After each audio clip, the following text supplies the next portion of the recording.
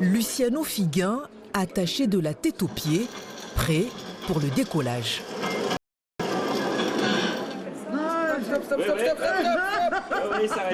La réalité virtuelle, c'est du sport.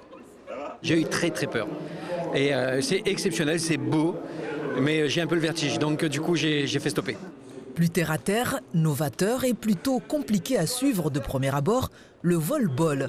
Ici, on joue l'une de ces 4 variantes inspirées du volley. Le but, c'est de le renvoyer comme on le fait au volleyball. Sauf qu'on a la chance en fait d'avoir des trous qui rajoutent un point supplémentaire pour le jaune et le rouge, on le remet à 0. On peut toucher 2 fois le ballon et le renvoyer de l'autre côté. Ça se joue du 1 contre 1 jusqu'à 8 contre 8. Autre innovation, ce conteneur transformé en bassin mobile destiné à un public éloigné des piscines municipales.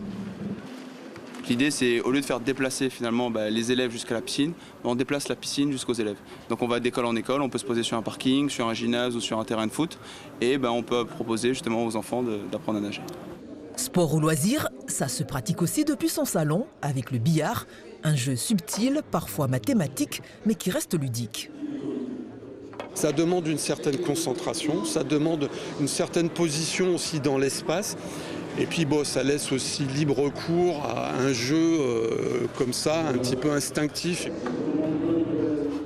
Toutes les disciplines ont changé un peu leur fusil d'épaule en disant je fais du sport compétition, je fais du sport d'élite, mais je fais aussi du sport grand public. Je pense au foot qui développe du sport en marchant pour les plus anciens, ceux qui sont un peu des problèmes physiques. Ils font du golf, foot. La première édition du Salon Sport et Loisirs est l'occasion de rassembler les sportifs, les professionnels, les institutions et les amateurs pour échanger et tester gratuitement les différentes disciplines jusqu'à dimanche à la Nordève à Saint-Denis.